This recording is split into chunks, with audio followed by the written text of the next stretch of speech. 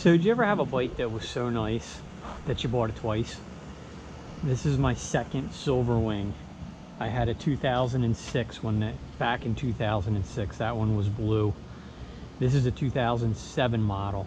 They originally came in silver. The guy who had this before me had it custom painted and did this like a white pearl. Very nice, very unique. You're never going to see another white Silverwing because they never made the Silverwing in white.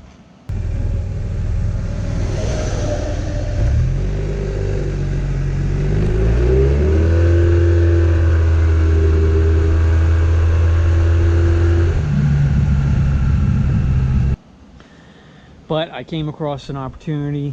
I had sold my Silverwing to get a Yamaha Striker, which was my first cruiser.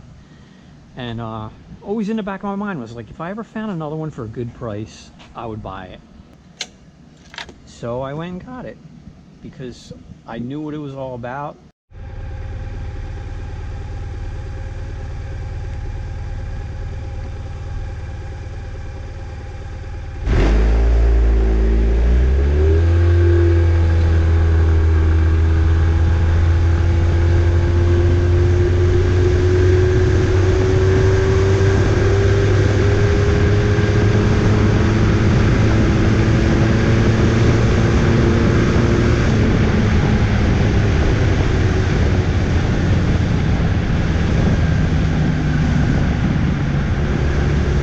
Silverwings were nice and narrow. You could split traffic with them. They had plenty of juice. They go, I've had mine up to 110. It'll do 110 on the highway. It's a 600cc engine. It does not have anti-lock brakes. They did make models that do have anti-lock brakes. This one doesn't. It would have been nice if I had one with anti-lock brakes, but I don't really need them.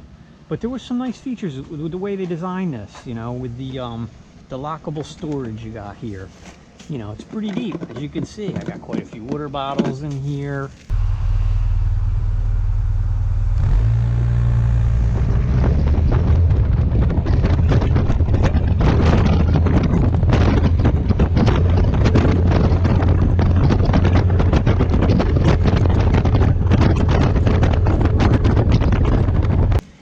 They give you a plug, a port here, where you could put a 12-volt outlet in. And I don't know why they didn't. I had a Forza. The Forza had the plug in it, and that was beautiful. I wish the Silverwing had one. It doesn't. I might add something later on, just, you know, so you can go longer distance, because this thing will go distance. You know, it's got the power, it's got the stability, it's got the comfort. I mean, you could legit take this across the country. Of course, you know, there's some options added. This was, GV makes a bunch of boxes for these. This one has an integrated tail light and brake light, and it's kind of neat because there's no wires. The connection is by magnets, and this thing has, let me put it back on here. This thing has plenty of space inside. You know, of course, it also has, oh gosh, there we go, a handle so that you can take this off and carry it like a suitcase into your hotel room or whatever, which is a very nice idea. Of course, it's lockable, but you know, yeah, that's a GV product. The storage under the seat is pretty decent. The Forza 300 gave this a run for money. The Forza 300 had a very big storage under the seat, and it was a little bit longer. So as you can see, you know, what you get.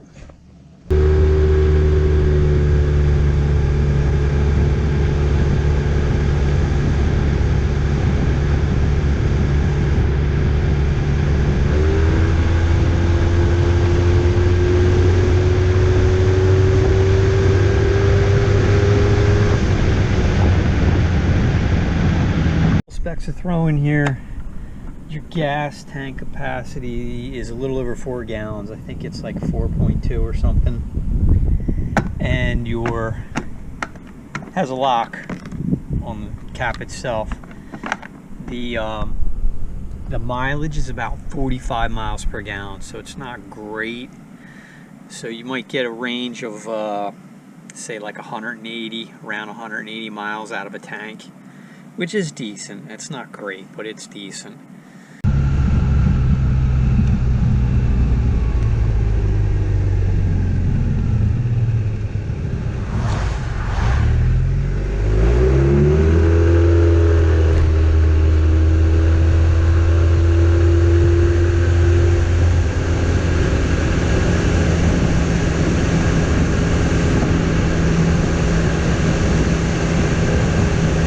This is one thing I did with my other Silverwing that was nice, is you can take the seat off, and there's bolts under here that let you adjust the seat as it slides in and out. But you can take it and make little, I took little pieces of metal about that long and just drilled holes in it to make the extension up. Normally this would sit down here, and the top would be around here, but this way it catches your lower back and it's a lot more comfortable. This one has obviously an aftermarket windshield on it, which is a lot thicker than the stock one, a lot taller, and it's got these little tabs here to kind of blow the wind off of your hands, which is nice. This one also has adjustable aftermarket levers, which are nice. You know, there's nothing wrong with the stock ones, but that's nice to have. You got another cubby over here, which is very shallow. It's not lockable. It's just a very solid design. It's a very good engine. One thing they did do with this bike that is a little irksome is Honda electronically limited the power under 25 miles an hour. So if you whack it full throttle off at the get-go, it kind of takes off a little slower. Once it gets to 25, you feel the limiter disengage and then it shoots. So you can't do you can't do any smoky burnouts or anything like that. You know, the lawyers got involved, as they do always with Honda. But once it gets rolling and you're over 20, 30, you know, you're past that 25 mile an hour mark and you whack it, she runs, and she will run strong. Even if you're on the highway pulling 65, 70 and you whack it wide open, it's got pull. And that's because, you know, you're running a CVT, so your RPMs are always in the meat of the power band, especially at higher speeds. You know, when you're running on a highway, and I would say if you're taking one of these on a highway, they will run 75 on the highway all day long. That's like 70, 75 is like their happy sweet spot there, where they're just, you know, coasting along. It is a little higher in the RPM. I don't know exactly what it's at, but that's why you get that surge if you do need it at 75, because you're already pretty high up in the RPM range, you know, to begin with. So, but yeah, so I bought another one.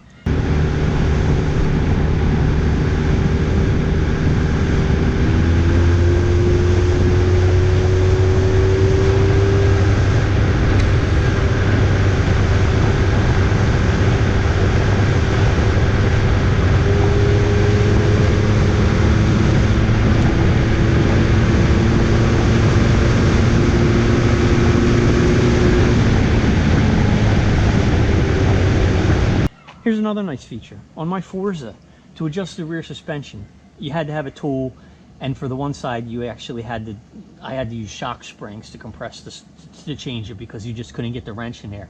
Here on the Silverwing, simple.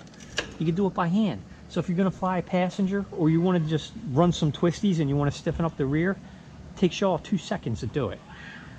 It's got the integrated tail lights, turn signals. Honda doesn't seem to do that anymore. I don't know if they changed the DOT regulations, but I like bikes that have a nice clean look like this, where there's just no stalks sticking out. You know, it's very clean.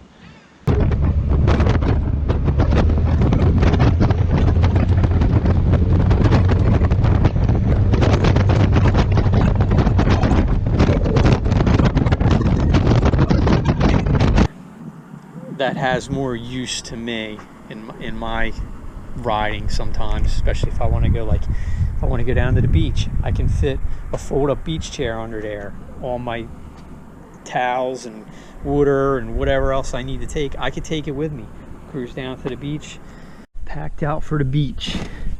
Got my beach chair, my lunch, water, suntan lotion, phone, hat, sandals. Love it. Love it. Especially with gas being the price it is right now.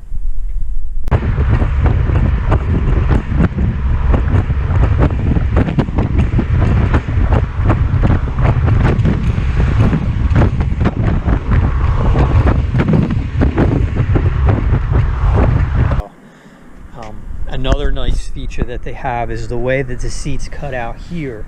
When you come to a stop, you're able to put your legs straight down in this area, and the bike does not feel super wide because of the way the floorboard cuts in and the way the seat cuts in.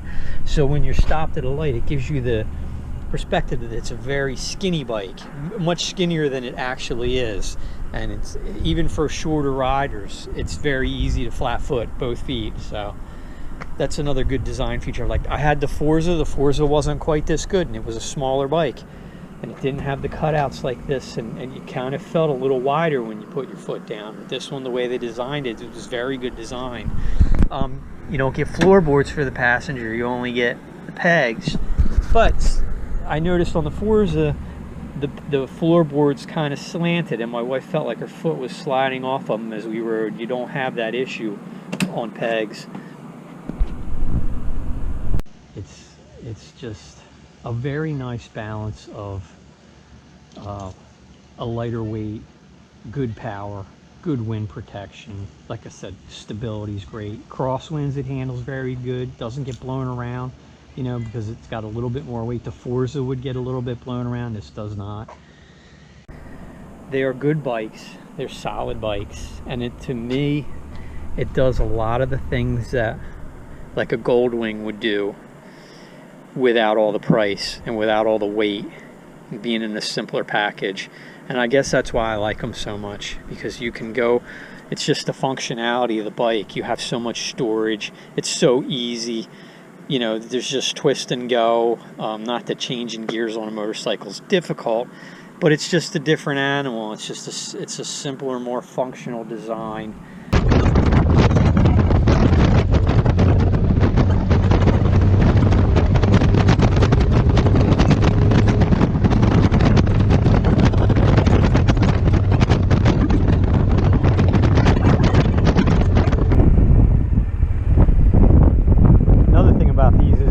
Braking is very strong until 15 miles an hour. Once you get below 15 miles an hour, it freewheels and you feel it let go. So sometimes you got to just drag your lever a little bit just so your brake lights go on, because the engine braking so good. You know, you want people to know you're stopping. But in environments like this, in a city or a shore town like this, you know, it's just so easy. There's no clutch, you know, you can drive around with one hand. It's very nice.